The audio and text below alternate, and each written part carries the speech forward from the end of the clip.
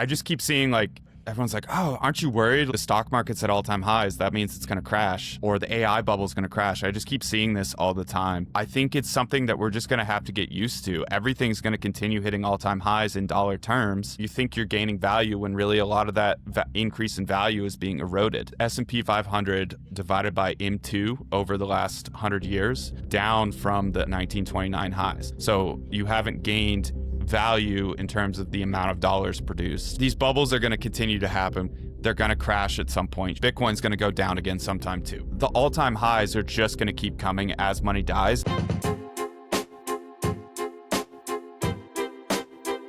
All right. Welcome to the Bitcoin broadcast. Today we have on Ben Justman, the wine guy. I've watched you for a while, man.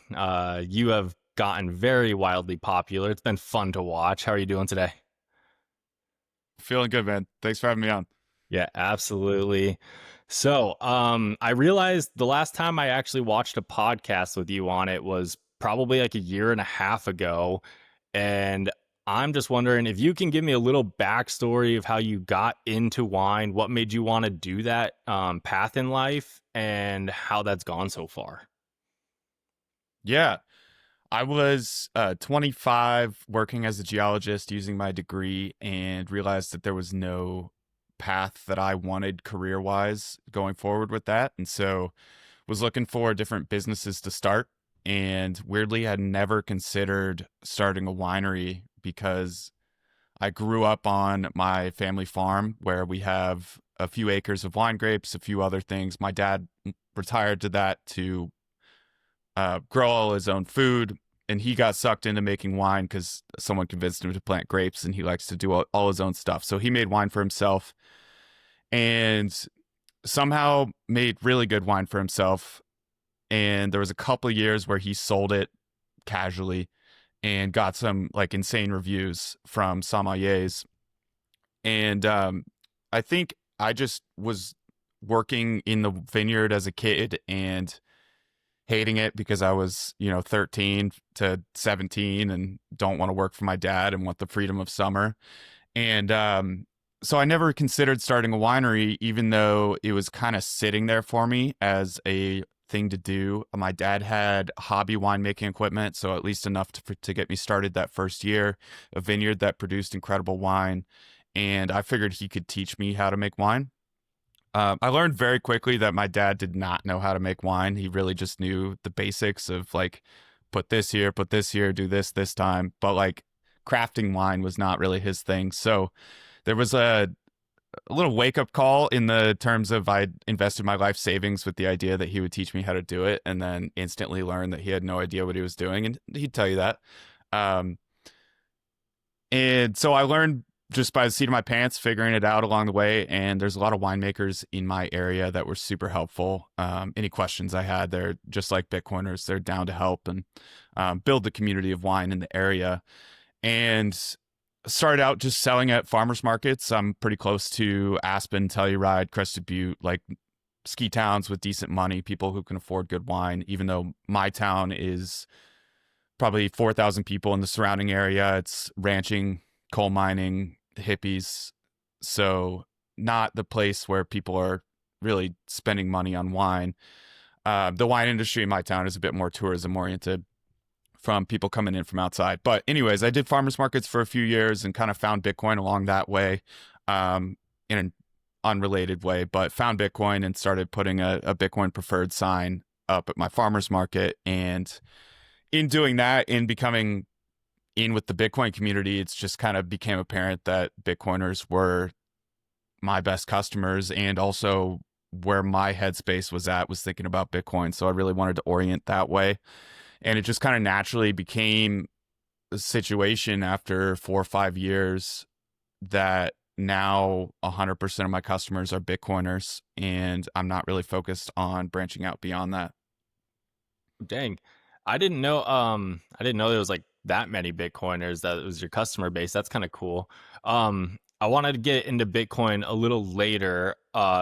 So kind of sticking with your wine thing, but even with you put up a bit like Bitcoin preferred, did all your other your community of wine people, were they like, what the fuck is Bitcoin? Or were they like Like, is that like a Venmo, or like, what do you mean you accept Bitcoin? Like, how did they accept that or react to it?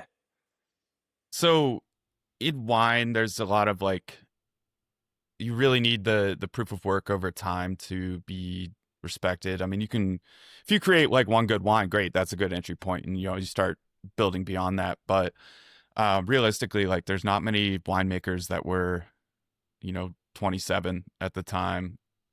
It's I'm speaking to 40-year-olds, and most people don't understand Bitcoin in general. So there's a couple that were like, oh, that's interesting. Like you are, it's kind of an investment within the investment of your wine.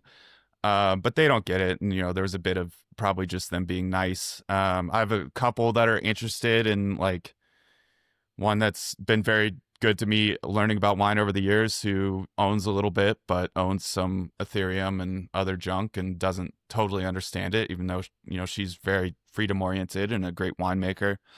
I think they see it as like, that's my niche in a little bit less of a, oh, this is a super serious thing way. I think they understand that I'm deep into it. So it's not just like a marketing ploy, but it's more of just like, oh, that's cool. You found your customer niche more than anything related to what Bitcoin actually is. So, I mean, you obviously started when you were a lot younger. I mean, I don't know how old you are now. How old are you? I was like, I'm 31 now. I was like 25, 26, kind of getting going. Okay, because I mean, most people that I see like selling wine or something, I picture some like 60-year-old guy like stirring his glass, like a wine master type thing when you go to a winery. So I'm sure, like a 27-year-old guy coming up, just being like, yeah, I'm just making my own wine, accepting Bitcoin. But you're pretty big on social media, and I think that's an advantage for someone your age. Do other winemakers do anything like that, like on promote on social media? Absolutely. I don't see a ton on Twitter. I think it's probably more of an Instagram kind of vibe for a lot of people. My brain just works more in tweets, little quips than photos. So that's why I'm on Twitter and the Bitcoin angle, I guess. But um, social media, obviously, like people going to use that tool to go for it. But yeah, you're right that winemakers tend to skew older. I do know a lot of like in their late 30s, early 40s. So like I'm an outlier, but it's not insane. Um, a lot of times when it is a younger winemaker, it's kind of a family connection, which is what I had to get me started. But I mean, think of the reasons. Like a lot of it's financial. Is um, if most people who become a winemaker go to school, usually in California, to become a winemaker, they come out with a degree, they go get a job at a big winery, and to start your own winery, I mean, it's a pretty big financial investment to undertake. So you want to have that experience generally, or most people don't want to take that risk at least until they're older, and they have a little bit more capital, a little bit more experience, a little bit more proof that they're going to be able to do so. I am a bit of a risk taker in terms of that. I more saw the risk as in there's more risk in not betting on yourself than on betting on yourself, because you don't like the worst thing in life would be living with massive regret as terms of like not actually going for the things you want.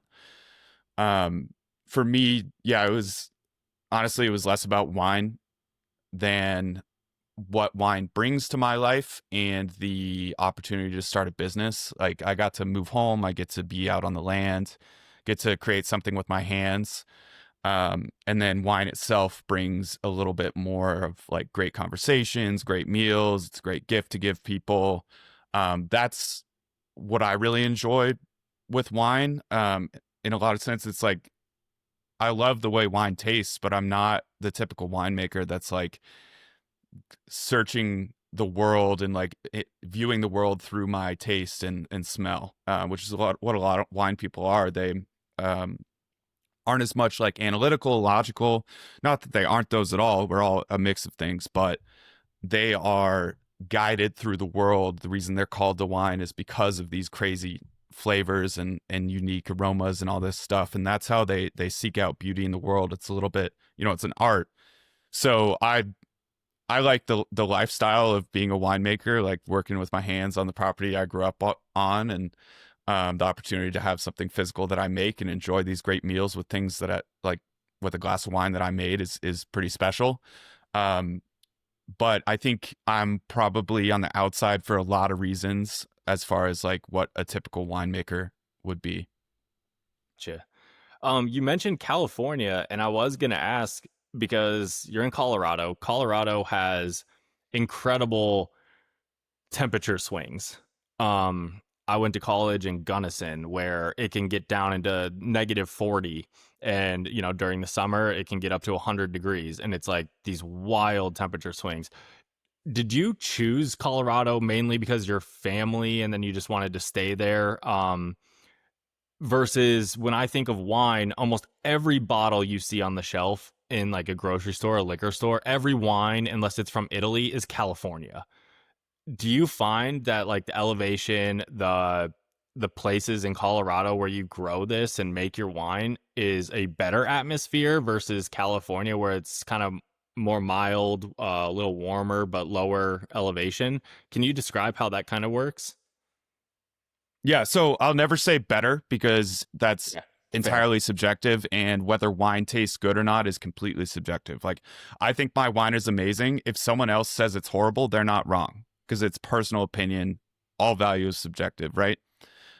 It's different in the sense that these high temperature swings change the ripening pattern and give you a different flavor. So what the big like high temperature during the day, cool temperature at night for this mountain vineyard does is it creates a wine that is brighter fruit and more acidity. So it's going to be a pretty structured, bright fruit wine.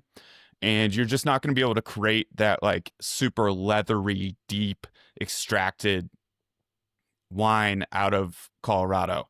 So if you're thinking like a crazy Barolo, like you're just not going to be able to get that in Western Colorado. The reason I'm in Western Colorado is completely family. Like, yeah, I wanted to stay in Colorado. That was a deal breaker for me, but also this was the opportunity I had to start a vineyard. And, if I didn't have the opportunity I had, I'd probably be running a different business right now. But you just, you take the reins of what you can. Um, what I lean into is producing wine that is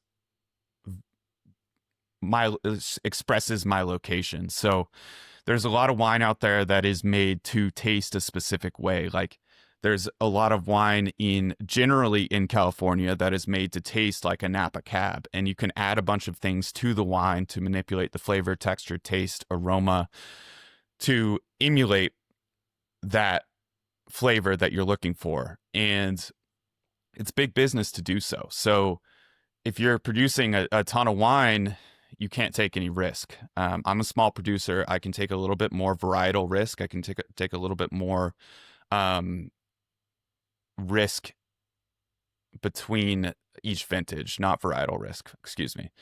Um, so I believe as a low intervention winemaker that like it's the bad years that make the great years great, and everything in between is awesome. So it's kind of living with the seasons, a little bit more connection to the land, and the deeper you go into wine, I think that's really what you start looking for. You start looking for wine that tastes like the place it comes from, because you recognize that there's all these additives, there's all this wine making realistically that turns wine into more of a beverage than like an art project. And all of these wines that are meant to taste similarly, once you taste what they're like if I drink I this is stereotypical, and I'm not trying to say there's not good wine in California, but there's a lot of wine that tastes the same. I can't tell you how many bottles of like a California Cab, generally speaking, I've had that I'm like, oh, I've had this wine before. I've had this exact flavor before, and it's it's an entirely different location, entirely different winemaker. There a lot of wine is made to taste like a commodity. It's I want a cab that tastes like a cab, and that's you get wine that's cheaper that way. You also get wine that makes you feel worse after drinking it because it's got a bunch of junk in it, and You get wine that's like you kind of just lose the art form of it. I mean, it's a lot of the drinking culture in the United States has just turned into. I mean, there probably was always is escape what you're going through and drink. You know, it's a crutch for a lot of people. I just think that the right wine can really elevate an evening, elevate a conversation, a meal, whatever, and you can use it judiciously in a sense that um, I think it's super important to get out of your current mind frame a lot of times and kind of view the world in a different lens. Not saying be stoned all the time, not saying be drunk all the time, but it's valuable in little bits and chunks to kind of just approach things, approach scenarios, get out of your mindset. Um, and I find that like a good bottle of low intervention wine not only elevates those environments, but gets you out of the mindset you were in through the week, helps you maybe really relax. And if you're getting a wine that is made low intervention or natural style, you can not deal with the side effects of imbibing the next day in such a major way. Yeah, I mean, I've heard. I actually have a little story for you that was, so a girl that I went to high school with, she still lives in Colorado, and she was up in the mountains, and I follow her on Instagram, and she was posting, and she was like posting with this wine, and she was like, "This guy says this wine doesn't give you hangovers," and I zoomed in, and I was like, "Bro." I was like, I know, I follow him. I don't know him, but I was like, I follow him. He's the Bitcoin wine guy. And so I messaged her and I was like, did it give you a hangover? She was like, no, I felt great. And so I was like, okay, that's interesting. How does your wine not give you a hangover? I mean, you touched on it there for a second, but how does your wine not give you a hangover? Yeah, let's go a little deeper because I say that and I say it from personal experience, but I recognize that it comes off as like, oh, dude, this fucking marketing guy, like he's just trying to sell me his wine. Bullshit. It doesn't give me a hangover. Um, I experienced this firsthand and it still kind of blows my mind. I'm getting more used to it, but I didn't know much about wine when I first got into making wine. Like I said, I thought my dad was going to teach me. He didn't know what he was doing. So I just got into it and got my hands dirty and started making wine, and it turned out really good. And I started noticing that whenever I drank my wine, whether I got really drunk or just a few glasses, I'd wake up the next day without a headache. And when I drank tequila, whiskey, usually with mixers or beer or whatever, someone else's wine, I'd wake up with a gnarly hangover and kind of lose my next day. I was, you know, 27, so not that old, but, you know, not the spry 18-year-old that could survive anything anymore. And, you know, as I'm getting older, it's getting hangovers get worse. And so I just kind of had these few like holy shit moments of like, wow, I didn't even like, I'm going to bed on my birthday after drinking a ton of wine. And I'm like, wow, I didn't even like consider the thought of that I would be hungover tomorrow. And I wake up and I'm not. You know, I stay up late. Alcohol does affect your sleep. Like, I'm not saying this is like this miracle cure. You're not going to feel anything, but that debilitating headache is what really gets me on a hangover. And there's a lot of other symptoms that you just don't notice as much. So I noticed it firsthand before I started saying anything because that sounds crazy. And I've had so many people come up to me afterwards, be like, dude, I kind of thought that was BS, but I felt great after drinking it. Like, what's going on? So let's get into what's going on. In the United States, there are 75 different ingredients that you can add to a bottle of wine without saying anything. So on the wine label, you have contains sulfites. Every bottle has that. I say that even though I use a hell of a lot less sulfites than any other wine producer, and grapes contain like wine is going to contain sulfites no matter what. So like even if you don't add any, there's still sulfites in wine. So there's no escaping it completely. That's a myth. There's no sulfite-free wine. There's levels to this, but there's no clarity.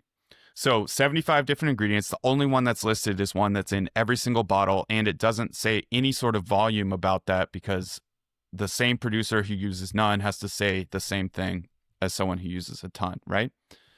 So sulfites are generally the first thing that people come up to me when I say it doesn't give you a headache. They're like, oh, that's because of the sulfites. I'm like, yes, that's part of it, probably, but there's no way of really knowing because this is an insane black box. You could ask your producer if you actually have a relationship with them, like, hey, what actually are the ingredients you use in this bottle of wine? And they could give them to you and you could start finding them out that way. But realistically, like, you go to a wine shop, you got no connection to the producer. You have no idea what's in that bottle. And if you get a list of what's in that bottle, there's probably going to be, if there's a lot of sulfur, there's probably a lot of other stuff. And it could be any of these things, any of these 75 ingredients that give you an issue. And I'm not saying all 75 ingredients are bad. Some of them are egg whites. Like, if you add egg whites, it reduces the harshness. And I'm fine drinking. Egg whites don't even stay in there, so it's like, it's not an issue. Oak is obviously an ingredient. Adding tannins derived from oak is an ingredient you can use. So um, it's not that they're all bad. And I more say the 75 ingredients as a way to say, like, it's a complete black box. You have no idea what's inside. So the real only way to know is to try the wine and see how you feel afterwards. That gets expensive. So you want to orient towards low intervention, natural wine. If it does say low sulfites, that's probably a good sign, but you can't say that on the bottle. That's not allowed. So you kind of have to hear it from the producer, and then trust. And generally, I would say, like, I stick to French and Italian, and there's tons of other regions in Europe that are just going to produce wine a different way. There's a lot to say as to why that is, but United States wine is regulated this way. There's no short-term incentive to not add ingredients to manipulate the flavor of your wine. It's really a complete mindset shift of, I'm trying to produce wine as a bit more of a hands-off producer, to produce wine that tastes like the environment that I live in, for me as a producer to not be the star of the show, for the grapes to be the star of the show. And the result is wine that doesn't make you feel bad. You specifically, I can't tell you which of those ingredients makes you feel bad. I have hunches, and I think that the low-hanging fruit is the amount of sulfur added. But I also think that a lot of that is really just because it's the canary in the coal mine. If they're doing that, they're probably manipulating in a bunch of other ways. So I don't know the exact reason as far as, like, what specifically is giving you a headache. All I know is people don't get headaches from my wine. They feel a lot better after drinking French and Italian. And the only way to really know if a wine makes you feel bad is to drink it.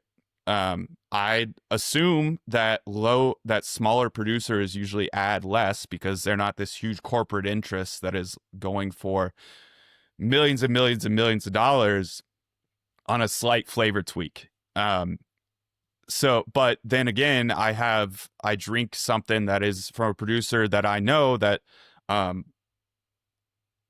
was left, like, throwing up that night with hot flashes and a massive headache the next day. So you can't really know, and it's hard. So, like, I shout that out because it's true with my wine. I mean, I haven't met anyone who called me out as like that's complete BS. I felt horrible.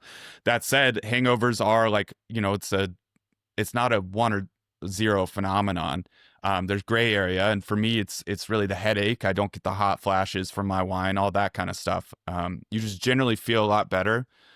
And there's no way, it's tough, man. There's no way to, like, really be like, oh yeah, it's this thing that gives me the headache, that makes me feel horrible. You kind of just have to try stuff. And that just gets into a little bit more of, like, yeah, you want connection to your winemaker to be able to ask the questions if possible. And you want to pay attention to what you're buying so that you can know for, the next day, the next time you go to the wine store, to look for things, because you kind of, once you realize that, you need to stick to what works for you, and you can, try other stuff, but it's viewing wine more as an art than a commodity. So, like, I like this artist, which in a lot of sense is the location. I like this artist's production of this wine. I like the taste, and it doesn't make me feel bad. And, like, we can like the taste of a lot of different wines. Like I said, it's completely subjective. But I tell you what, the next morning, you're really not going to care about whether it tasted good. You want it to be both. You want it to taste good in the moment, and you want to feel good afterwards. Man, that sounds dangerous. I mean, obviously you can still get a hangover if you drink like 2-3 bottles of your wine, because alcohol is alcohol. You're still going to feel like dog shit if you drink too much of it. But No, my wife and I, we used to drink we dabbled in like boxed wine for a minute, and that shit rocked my world. I was like, I felt like complete shit afterwards all the time. And now I don't Let drink. me But go ahead. let me step to one thing. Alcohol is not alcohol is kind of what I learned in learning and diving deeper about this. Okay. The alcohol, yes, the alcohol is alcohol, but there's a lot of other stuff going on. Even if you're looking at it from a let's not think about the additives. So, if you drink beer, beer has a couple things going against it, especially for men. Beer has compounds that act as estrogen in your body, so it's not going to affect you a ton unless you're drinking a ton of beer. You know, you can get man boobs, but generally a little bit. And then it also has a higher glycemic load. So a lot of the headache is this alcohol processes in your body as sugar.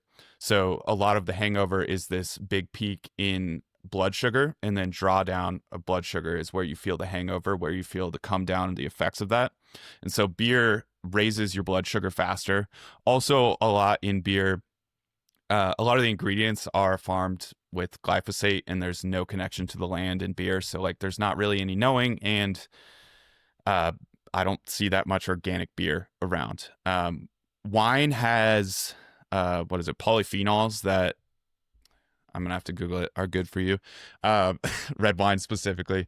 I'm sorry, I don't remember the specifics on that, but it also has another chemical that I tell this to men in a bit jokingly way, but it is true. Red wine has a compound in it that reduces your body's ability to filter testosterone out of your bloodstream. So red wine doesn't raise your testosterone, and drinking like over the course of the entirety of the wine being in your system, you're going to get worse sleep. And your body's processing that. You're going to have lower T at the end, but while you're drinking the wine, your body's going to have higher testosterone. So if you're on a date and you drink red wine, like, you know, you're going to get a little teed up. And then the other thing is when you're drinking spirits, if you're drinking cheap spirits, you probably have additives in there that you need to worry about. But if you're drinking spirits without like high quality, without mixers, so like straight whiskey, straight tequila, stuff like that, those are kind of the middle ground where they don't really have anything going for them in the sense that wine has a few little things going for it. But alcohol is alcohol in that scenario because it is a little bit more just purely alcohol. So it's kind of the middle ground. Doesn't have anything bad, doesn't have anything good. You might mix it, and that's where you're going to get some bad. If you put whiskey and Coke, you know, you're going to get a big swing in glycemic load. And obviously the a little bit easier to overdo it with those. So alcohol is not necessarily alcohol is alcohol, but like how you ingest it does matter. Obviously food within that does matter. But there's a little bit more nuance to it, and who cares? You don't need to worry that much. Just listen to your body, see how you feel afterwards, and drink what makes you feel good. Nice. Okay. Well, I was about to say I quit drinking about 8 months ago or 9 months ago now. So I've been alcohol free for about 9 months. But when I was just gonna do it for a year and see how things went, and then maybe potentially, bring back the glass of wine with dinner and stuff. But I have noticed a trend with not just Bitcoiners, but I've seen statistics of millennials and what is it, Gen Z or Gen X, which one's the younger one? I can never remember. The younger generation below Z. millennials, them, they're drinking less. Do you think that's going to affect your sales at all, or is it still just like there's plenty of people that still drink? I get asked a lot of winemakers ask me if I'm worried about that. The trend is definitely less drinking, and but I don't think it's as pronounced as people think. Um, a lot of things I want to get into there, but during COVID, alcohol sales skyrocketed. So we were on a trend, and then it just went vertical, and then since then, it's been flat to down, but reverted to the trend and started going back on the trend. Alcohol sales. So it's still up. It's just been flat to down in relation to the COVID peak for the last few years, but we're right where we were on trend for the previous trend before COVID. And I think a lot of what's getting hit is people are a little bit more broke, a little bit more poor. I think a lot of people are waking up to their health, and the things that are getting cut out are the beer every night, the cheap wine, a little bit, the crappy stuff I find is what people aren't going as hard on. Whereas, if you have a lot to celebrate, you're probably going to drink some nice wines with a meal. And I'm curious, what was your relationship with alcohol? Because we all need to find balance with it. It's like people assume that because I'm a winemaker, I drink a lot. But when I first got into winemaking, I was like, oh yeah, winemakers drink a lot. And I started having a little bit every day. I got to learn wine, and the only way to learn is drinking. And then that started creeping up, and it started like, glass at the end of the day turned to a glass at 2, 1, and then like, 8 a.m. I'm doing a tasting for work, and it's like, Seen well, it's that. already in my mouth. I'm going to drink it. So we all have to find balance, absolutely. And I think people are cutting out the bad stuff and also realizing that like they can't afford to drink as much, they can't afford to go out as much. And hopefully, I'm hoping finding more balance. I'm curious where you started from to get completely out for a year, because that's awesome. Yeah, no, for sure. And I think you're right. You're very right about, I think people are partying less. They're not going out to clubs and getting hammered. Like that's not really a fun activity for a lot of people, at least my age for sure. I turned 35 tomorrow. Um, That happened for 35-year-olds in the past. Exactly, exactly. But I am seeing a slow trend of people because they can't afford to, because you don't want to go drop $200 on 4 drinks in a club. Like that's ridiculous. People can't afford that. But anyway, to answer your question, I had not the best relationship with alcohol, is why I decided to quit. I was We were talking before this, and we moved from Colorado to Texas, and so I quit my job. And when you quit your job, you have a lot of time on your hands. So I turned to fitness for a little while, which also then, you get done working out by 11, let's say. Like you said, 2, 3 o'clock rolls around, and sometimes I would have a glass of wine. And then my wife wouldn't get home until, let's say, 5 or closer to 6, and I would already be like 2 or 3 glasses of wine deep, and I would drink throughout the night, feel like shit in the morning, go work out. And so then I was like, I can't keep doing this, so I slowed my drinking like way down. And then we moved to Florida, and I was trying to like do digital marketing in Texas, and it didn't work. I failed at that. But so then we moved to Florida, and I was like, I think I'm just gonna quit drinking. Like, I think I'm gonna take a year off. We are in the process of trying to have a kid. And then so we were like, yeah, let's just get healthy. So we were on like that health kick, and I was abusing alcohol beforehand, and so that was like slowing me down. And I was like, one of my buddies, he was like, "Hey man, I'm going to quit drinking for a year. Do you want to join me?" And I was like, "Hell no. That sounds awful." And then he did it for 3 months, and he was like, "Bro, I feel so good." And I was like, fine, I'll join you. And I did it for like 2 months, and then it went to 4 months and 5 months, 6 months, and now it's like 9 months. And I was like, okay, I'll just do it a full year, and who cares? As long as if I do go back to drinking, it's as long as I do it in moderation, and especially if I could have something like your wine where I can wake up and not feel like a bag of dicks, that would be fantastic. But so that's where my journey was. Yeah, dude, that's awesome. Alcohol is addictive, and it can be hard. Um, I've always been a lightweight, so it was easy for me to not get too sucked into it.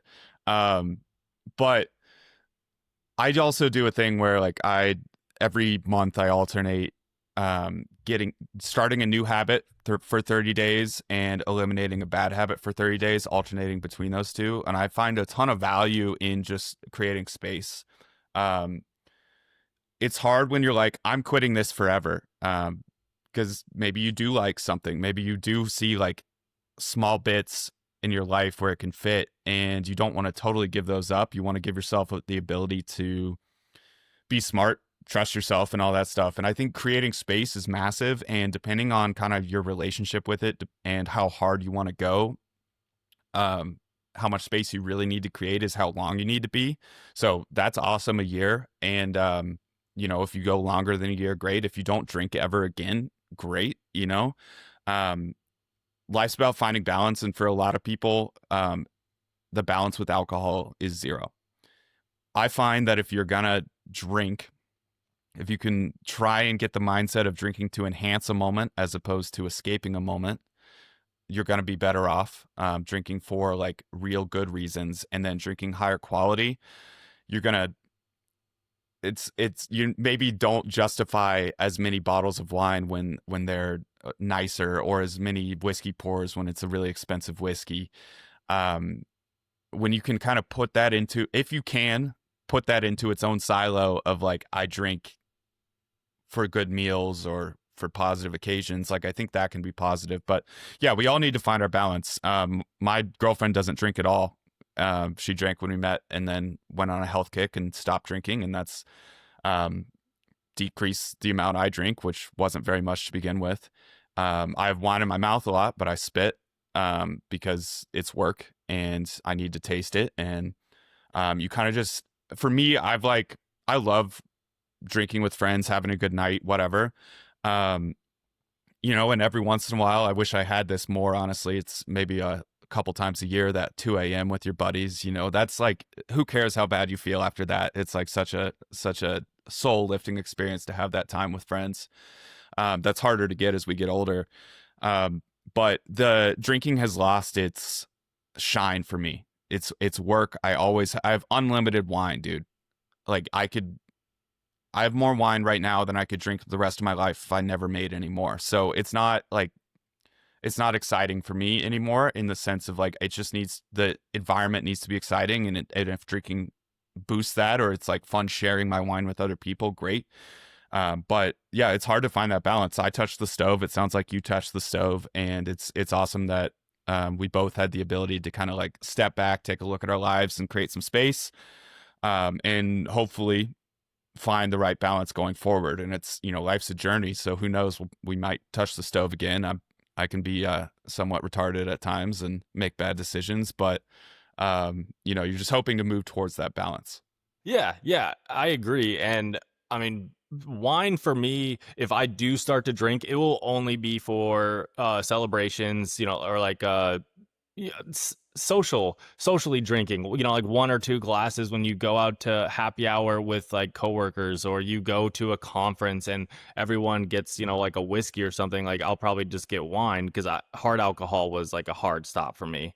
I don't drink any hard alcohol, but wine, that's my drink of choice now. And so yeah, I'm sure I will drink again in the future, and I'm not worried about, I would like to not get back to where I was, for sure. But like you said, it's part of growth, and I think I've grown a ton over the past 8-9 months, and I'm happy with where it's gone. But I want to switch my this to Bitcoin.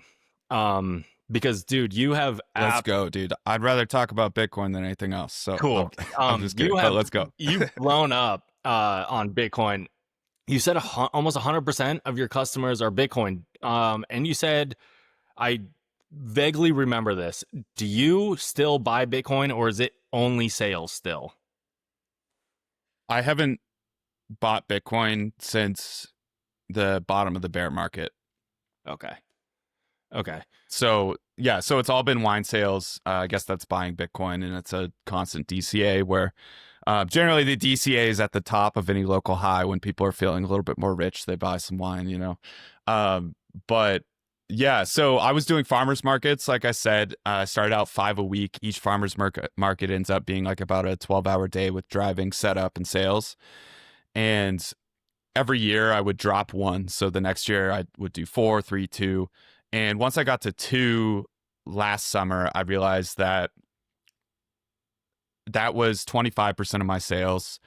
and it took up the entire summer where I had to say no to every other opportunity because I was locked into those weeks. You can't miss a weekend, or you lose your spot for the next year or for the remainder of that year. So I realized that, like, yeah, if I could drop again, I could drop to one, or I could just lean into Bitcoin, create some new opportunities, and go lean into my best revenue stream.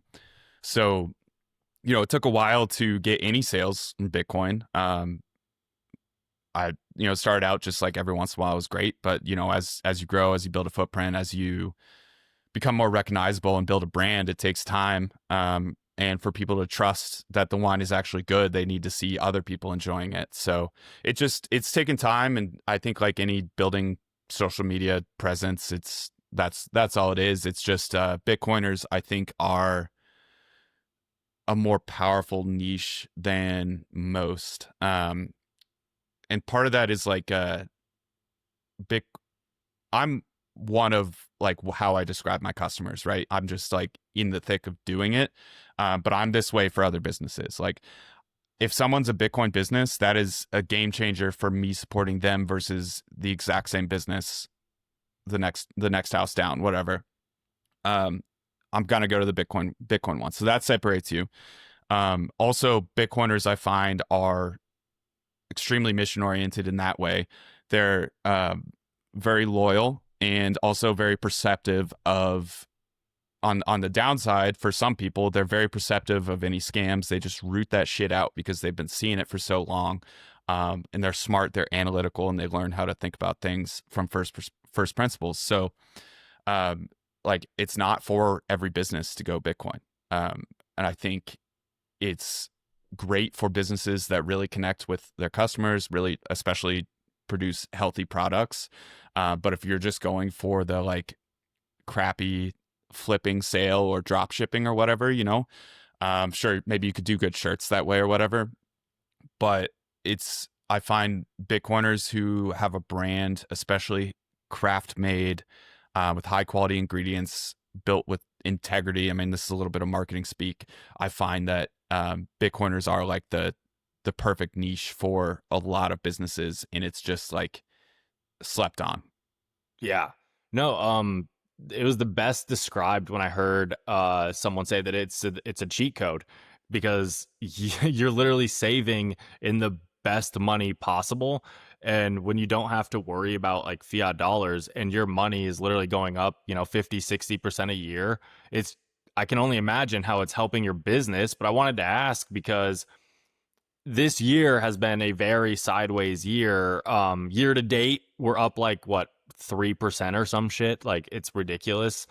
From basically Trump to now, we've basically been at 110K, give or take, 5-10% up and down. Has that affect your business at all? I was born in the bear market, dude.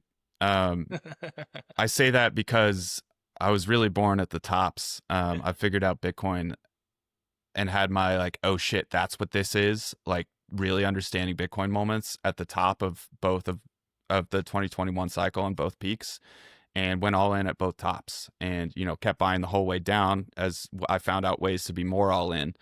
But for the first 3 years of being, so most of my time in Bitcoin, the price has been below my cost basis. So I'm not like sitting here like when I talk about how Bitcoin has affected my business, the last thing I say is price. Yeah, I have long term, like I know what Bitcoin is, I know what it's going to do long term, and like the last since the bottom of the bear have been great for me. But I spent a lot of that time below my cost basis, and from a perspective of like the business financials, outside of like customer based sales, what I'm doing with my business, Bitcoin has been a massive hindrance for me over the life of my business because I timed the market wrong. I learned how to do the market, or how to trade markets. And like, like I said, I don't really trade, but like I learned how to time markets the absolute hardest way possible. And that, it's kept me from investing further into my business to growing in a different way. And it's really forced me to take a look and be like, okay, what do I really want? And I just kept leaning into Bitcoin and Bitcoiners because I knew it's what I wanted in the long run. I knew I wanted customers who really cared about what I did and who I really related with. Because I'm not trying to run this huge wine corporation or anything. I just want to make wine from my family's property and live a good life. And then, there's other opportunities that come along the way. But the cool part is that if I just do that, if I make wine from my family's property and orient towards doing things that make me happy, building a fulfilling life, um, I'm going to be happy. And I don't have to, I guess I get like long term benefit of Bitcoin, thinking out, who knows what happens, but I don't feel the pressure to build this massive company in order to get rich because I can just save in Bitcoin and my future is sorted out. And what I can focus on is setting myself up to have the life I actually want to live when I do have the money. So, yeah, I don't preach Bitcoin going up when it comes to other businesses. It's like, no, let's think about your customer base.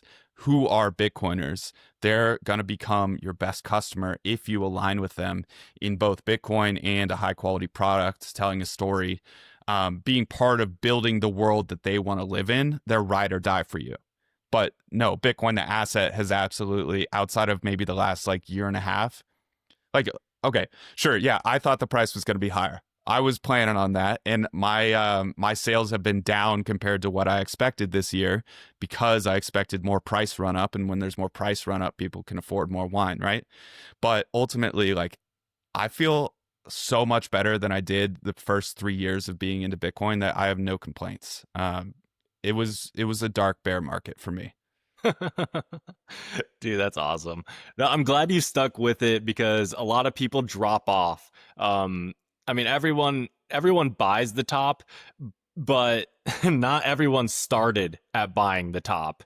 A lot of people buy the top, and if it drops 80%, they quit because they don't know what they hold, And so kudos to you for buying the top multiple times and watching it drop and sticking with it. And I think the education helps a lot, but you definitely touched on something there is that Bitcoiners, we trust or we don't trust, we verify. And one thing about 99% of Bitcoiners is I think they're very ethical and they, in this community, like we trust each other more than we trust like some of our friends, which is kind of weird.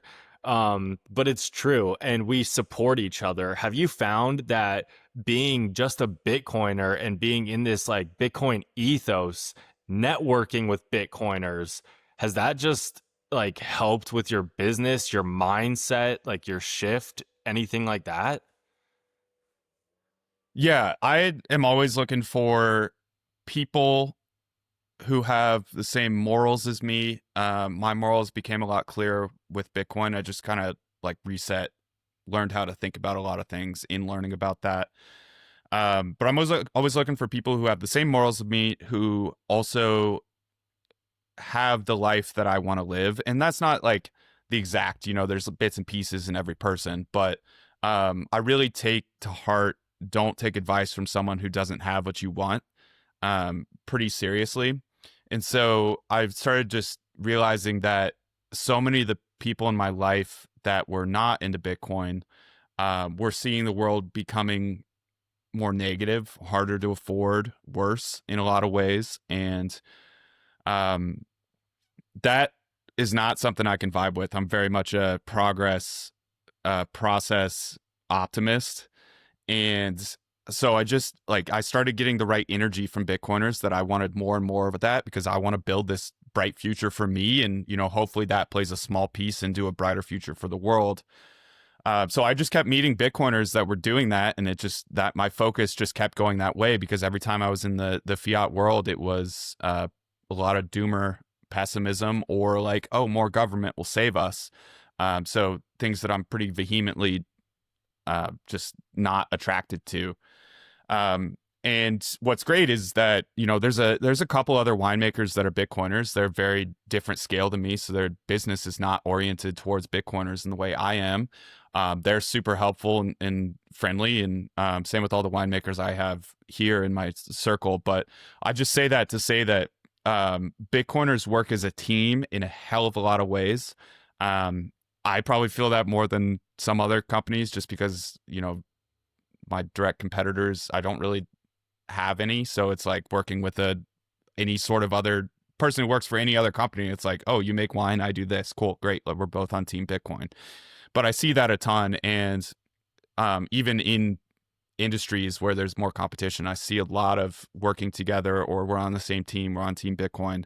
And I think a lot of that is we all are going to win. I mean, we all hold Bitcoin. So the only way we can lose is if, like, we have a winning position. Don't put yourself in a position to lose that.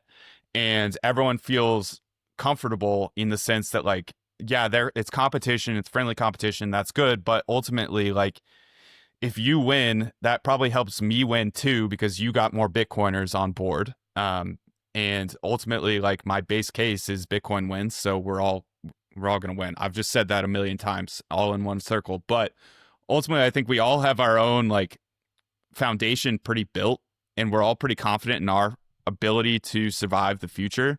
That it's this more cohesive world, like environment that we're in, where it's like we can have competition, but we're on the same team, and we're just making each other stronger. And I love that. I love that energy. And I love the optimism that people have. Absolutely. I've always said that, I mean, Bitcoiners like the best community because we support each other, we build each other up. Like, if you're successful, I'm successful. And if you save in Bitcoin, then eventually we'll all be successful. So I think we all have that same kind of common goal. And it's like, it's literally the most, it's gay, but it's like the most supportive community because it's like, no matter what, as long as you're trying to do better and be better, they're like, go for it. It's so cool.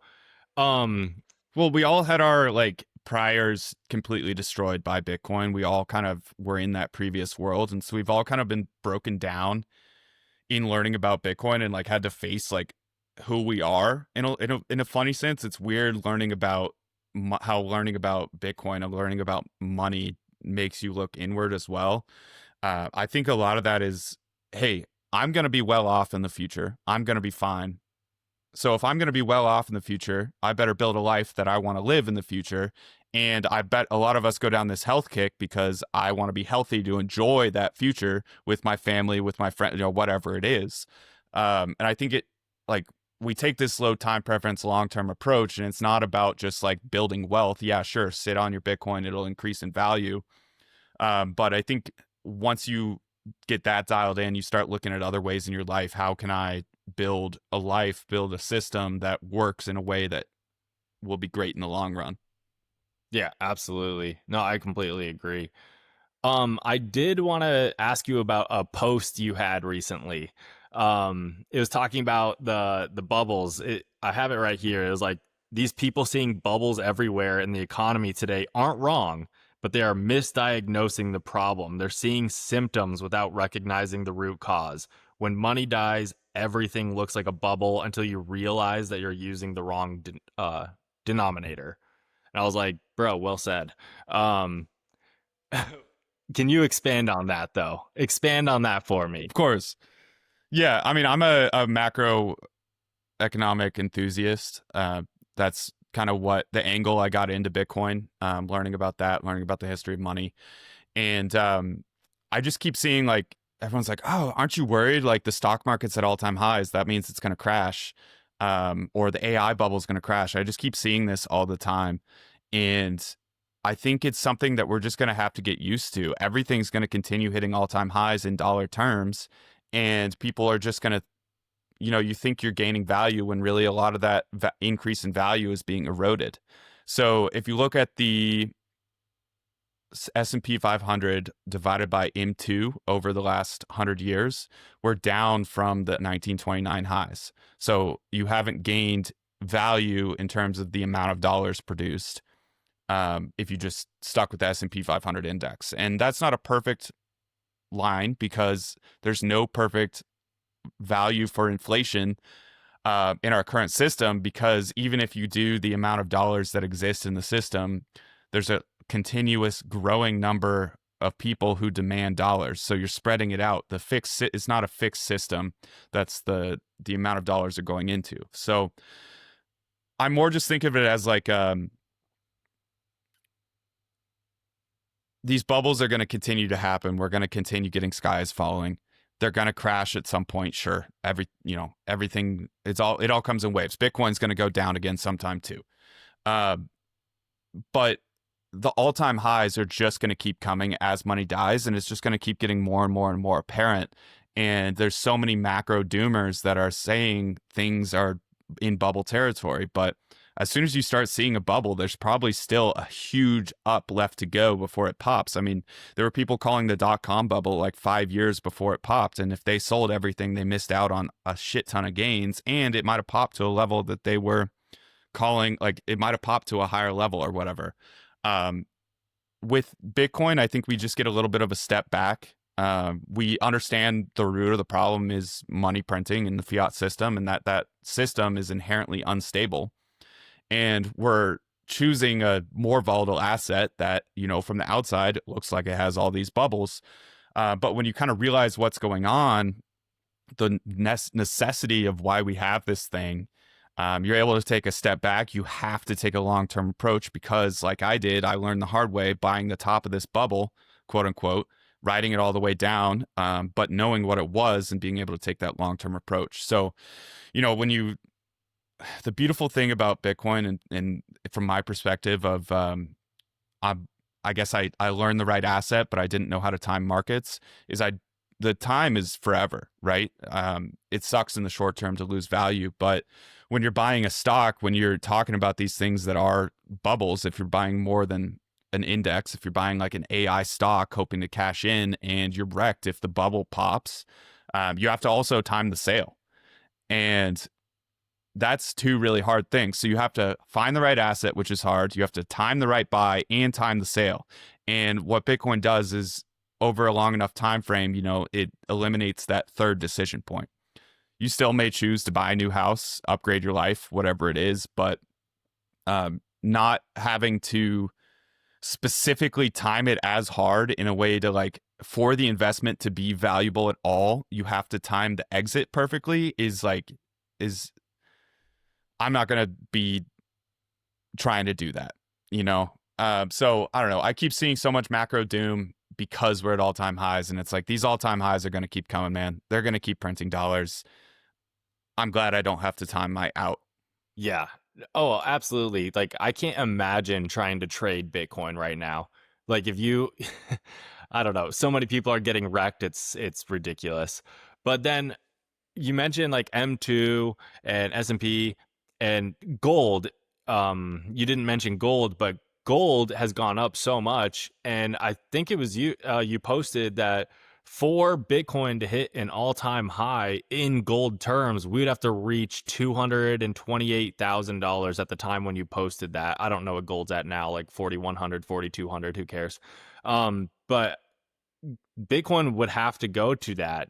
Do you think that could happen in the next year, in the next 6 months? Do you care? Are you just chilling?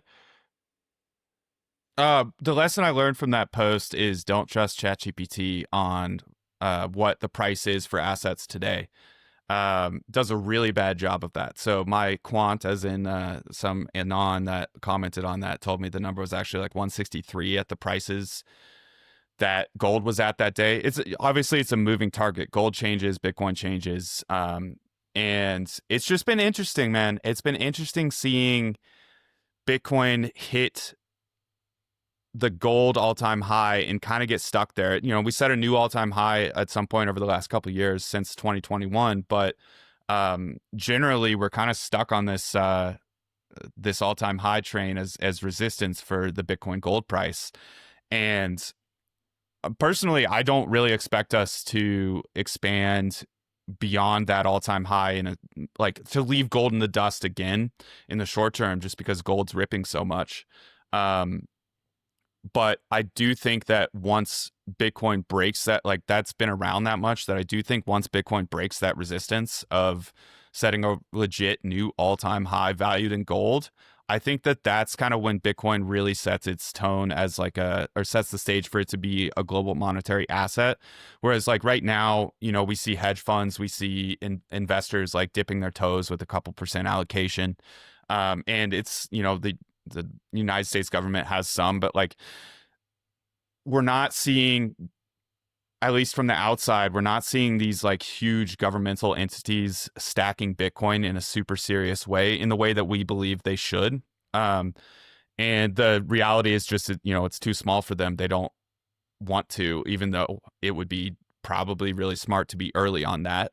But, whatever their mandate is, like, cool, governments have less Bitcoin, great.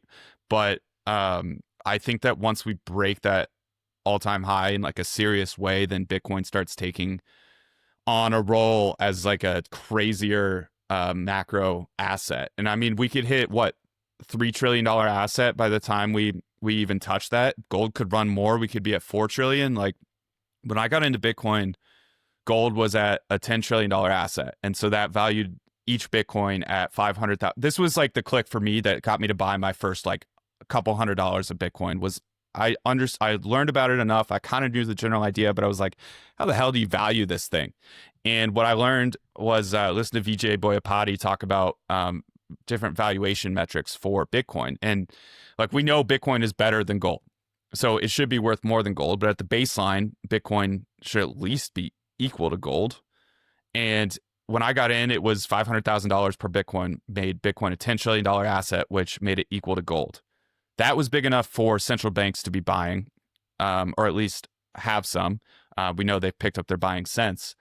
But, Bitcoin gets up to 40% of that. We're at 20% right now. Like, that's real. And that's like potentially just still within that resistance band of the gold Bitcoin price. So, once we start going beyond that, it's like game on. How can you say Bitcoin's too small to be a global macro asset? I mean, it's half of what gold was 5 years ago at 5 trillion. It's a long ways to go from there. I do not expect by the end of the year to break that resistance. That'd be great, sick. I'd be down. But I think we'd crash back down to it if we did. So that's the interesting story right now, man, is the gold Bitcoin. That gold Bitcoin price is really what matters, because we can be as rich as we want in fiat terms, but if we're not rich in gold terms, I don't think that we meaningfully feel an insane difference in our net worth. Okay, that's fair. I know gold and Bitcoin is like all the talk right now. Um, but so are Bitcoin cycles, because everyone's like, oh my God, this is, the 4 year cycle from the halving. This is supposed to be our big bull run, Q4, October, Bullvember.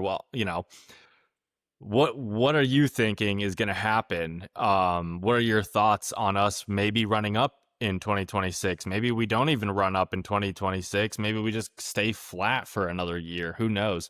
What are your thoughts going forward? Um, Preface this: I'm the guy who bought the top really hard. So like, I love talking about this. But like, no one should make any. It's just another data point. I've been there's a woman, Erin, I forget her last name, who, and a bunch of girls or people that I've met who got into Bitcoin through astrology, and it was really cool for them because they were like, most assets don't really, maybe a company does, I guess, but like no, like gold does not have a specific, it was born on this day at this time, and Bitcoin has that. And so Bitcoin's astrological chart is like pretty set in stone as to like what it is, or at least what is generally thought of. And so I've listened to a few podcasts with this girl Erin, who has her own show, a Hell Money Pod, and I had a man, okay, I had an astrological reading when I was like 20. My mom bought me one. I was like, screw it, I'll go. And in that period of time, I'd had a lot of concussions. That had kind of been my major issue, the biggest thing in my life. Because when you have a concussion, it's just it resets everything. You can't think for a while. And it cost me my senior year of soccer. I'd had it all like 6 or 7 decent ones in a 4-year period. And I sit down, skeptical, 20-year-old, like whatever. Sure, there might be something into this. And the first thing this woman says to me, not knowing me at all, just seeing my chart, is, "Do you hit your head a lot?" And so I got chills and was like, I'm locked in. And I have no idea how long it was supposed to go, but I talked to this woman for 3 hours. And there was a lot of just confirming, it's kind of, whatever. Sure, it's like therapy. It's like just kind of asking questions to someone you don't know, like whatever. You put whatever you want into astrology. I've seen a lot of coincidences to not think, too many to not think it means something. And so I listened to this girl, Erin, talking about it. She said there was something bad that was going to happen this past April relating to Trump, and Bitcoin kind of had a hard time. Totally called that dip. I've just been going on ChatGPT and like astrology, pilling myself on Bitcoin. And I'll give you the astrology take, what is going to happen in that sense, because I don't know what's going to happen, and like who knows if that's right. But what I'm going off of right now is that mid-November is going to be a pretty awesome bull run, but not in the sense of like breaking parity with gold, breaking that line with gold. Like I think, and it's just, astrology is just like, how are the energies open to different things? So anything could happen. There could be some exogenous shock, but I'm kind of expecting 150 at the minimum and not going much above 200 if we touch that in the month of November, and then kind of chilling out / down through like February, March, and then the end of 26 I'm expecting to be really fun. So no, I'm not expecting 4-year cycle. I think 4-year cycle is what is keeping us down. Like if you're pissed about October, which I was expecting more before I looked into this astrology stuff that was saying more November. It's a lot of it is like you got some headwinds because a lot of people are selling because they don't want to go through another bear market. And my bet is that they're wrong. And they might feel like they're right if we pump in November and then drop again, back to like prices right now, So yeah, I don't know. That's the framework I'm using. I basically like I am planning on selling some Bitcoin because I want to get out of debt, because I rode through 4 or 5 years of like an insane amount of debt just to be able to stack and build a business, and I want some clarity. So like if you're asking me, I'm on the sell side right now, which is a weird place to be. But the goal is to have more Bitcoin in the future. And I think that shoring up my foundation, my bases, and being able to not care about market swings is just where I need to be. And I need a little bit more comfort zone because I've been all in, like really all in for 5 years. And it's been a grind. This year I expected more. So that's my framework. That's how I'm figuring things out. I have no idea. All right, bro's reading the stars, looking at the moon. I love it. No, that was literally my next question though, is if there was a price point that you'd be like willing to sell some, because I think Bitcoiners that have been hanging on for 5-6 years, I do think some Bitcoiners are looking to sell some to either, like you said, buy a house, put down on whatever, a mortgage, stuff like that. But you already answered that. So if you're on the sell side, dude, I hope you get out of the debt, because debt is like soul crushing. And yeah, once you're out of that, then you can just enjoy the ride. So I hope you're right. That would be absolutely awesome. And I mean, I'm Yeah, not no trying to idea. time the And market. like, I think that I'm none of me selling is trying to time the market in the sense of sell it now, buy back later. It's more, I need to relieve some pressure. And if I don't sell now, I may have to sell or if I don't sell like in a run up or whatever the next one is I'm hoping for, I'll probably have to sell when the price goes back down, because I'm levered on Bitcoin in a crazy way just with my customer base. I mean, if you are a Bitcoiner and you're feeling wealthy even in like the short term, like if we pump to 125K and everyone's feeling rich, and then we're down at 105, which is where we were, or like 110 where we were like a month ago, less people are buying wine.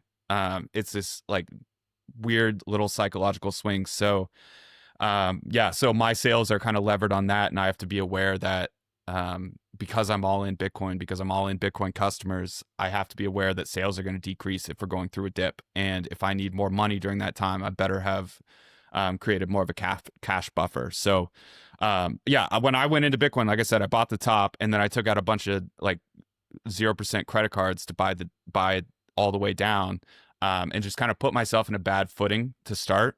But ultimately, I'd have no Bitcoin if I hadn't done something like that. So this is a relieve pressure, set a foundation, and go forward into Bitcoin with like as sure of a foundation as possible, stabilize where I'm at. Because the last 4 years have just been about survival.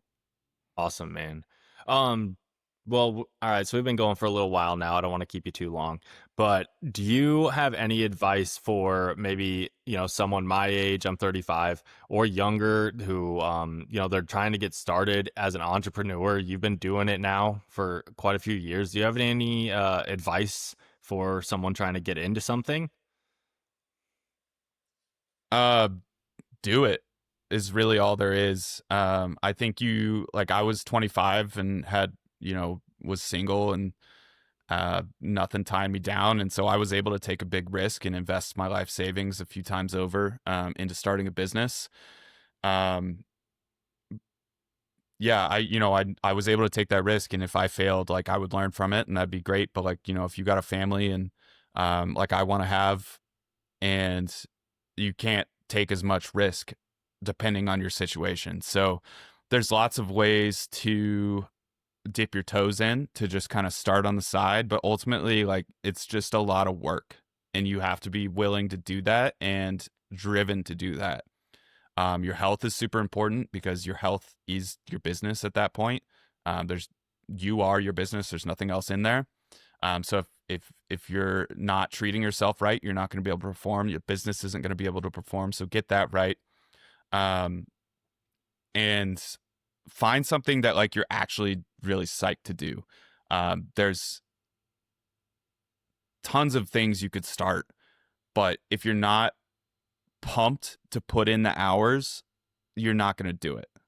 And it's just going to die. Just like I had a bunch of little startup ideas, like not tech or anything, just like my buddy and I were designing stickers, and we were going to go around and sell stickers to all these companies that needed, like local businesses that needed that. And like my heart wasn't in it. I needed something committing. You really need something that you're passionate about putting the time in.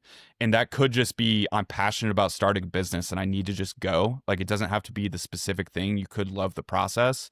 But you really have to just find something that you're able to put in the time, you're able to do it, and you don't have to you can take whatever risks you can, because you're ultimately taking a bit of a risk. But if it's really calling you, if you're 35 and haven't ever tried entrepreneurship, one, look at yourself in the mirror. Is it actually for you? Because you've lived a long life. If you actually have had this itch your whole life and need to scratch it, you have to do it. You have to do something, because you're just gonna like look back in 10 years and wish you'd done it. I never want to go back to where I was 5 years ago starting a winery. Like super stressful, tons of work, no payoff. Like I would build something in the future, but like I'm so glad I already did it. I already started it. I already got going. So if you're starting a business, you are gonna have to go through that. You're gonna have to put in the hours and get no positive results, and just have to keep going. And I think the best way is, yeah, finding something that you're psyched to do, finding ways that you're psyched to do it, and don't be afraid to get someone else involved if you can. Just be open with what you're doing, man. There's so many people who've done this that want to help. Whether it's you or I'm talking to the audience, like, um, be vulnerable, I think, because it's hard, and there's a lot of people who are willing to help and want you to succeed. Um, and I think there's value in just being real in whatever you're building, and the why you're doing it is the most important thing. Awesome, man. Well said. Um, Sweet. Well, where can people find you? Where can they buy your wine? Can they order wine with Bitcoin online? Yeah, I have a separate checkout for Bitcoin. There's some liquor licensing nuance that not Bitcoin related, but due to the ability to be in all 50 states, I have to use a third party, and that third party does not like Bitcoin, and they kind of have a chokehold the small winery market. So yeah, I sell online. Winery's called PeonyLaneWine.com. There's a Bitcoin tab there that has a separate Bitcoin checkout. I ship to most states. There's a couple like Utah that are not that cool with it, but ultimately, yeah, if you want to follow me, I post primarily on Twitter and Nostr, leaning more towards Nostr a lot these days. And if you're into Bitcoin in a serious way, I'd highly recommend trying that out, Nostr. Last question: which one's your favorite wine? Oh, my Pinot Noir for sure. That's the only wine I grow myself. It's my estate wine. It's the highest elevation Pinot in North America, and it's both connection to like who I am, what I'm doing, like most of the story. But I also think it's my best wine for sure. All the rest of the wine is awesome. I make wine from nearby in Colorado as well. They have a few different varieties they can grow that I can't. But ultimately, like the wine that I'm building Peony Lane on, what makes Peony Lane special, and the wine that I would like put up in a global taste test is my Pinot Noir. Awesome. I am gonna buy your wine, by the way. When I decide that I'm gonna drink, I'll buy a bottle of your wine, and that'll be my first sip of alcohol once when I decide to join the drinkers again. That's what I'm gonna do. And hopefully Bitcoin goes up and it's just like no problem. I'll just buy it. I know you had like a special brand, the Satoshi Reserve or whatever, for a while there, and I didn't buy one, but I'll order one of your bottles, and hopefully when Bitcoin hits some like crazy number, I'll pop it open or something, and that'll be great. And hopefully I'll get to meet you in person one day. But Hell yeah. is there anything else you wanted to add Yeah, about Bitcoin and definitely. business, anything like that? Well, I'll be honored for both of those things. Popping it in Bitcoin celebration is awesome, and then even more awesome being the first wine that you drink after a long hiatus. We'll be interested to see what you think. I think that's just it's a interesting experience for you, no matter what wine it was. I'm releasing my new vintage of Satoshi's Reserve in the next couple months, so keep an eye out for that. It is the best individual barrel, regardless of varietal, that I make every year. And it is Pinot Noir this year, and honestly, will probably be a Pinot Noir most years, outside of the 1 year that I just released last year that I didn't have any Pinot from that vintage. So be on the lookout for that, and then otherwise, just continue to make more wine and be out there. I make wine once a year, so like my product offering doesn't change all that much. I just make good wine. Awesome, man. Well, ladies and gentlemen, please like and subscribe if you have not. Give Ben Justman a follow on X. Go buy a bottle of wine and celebrate something with it. You won't get a hangover, hopefully. But other than that, please catch us next time on the Bitcoin broadcast. Thank you, guys.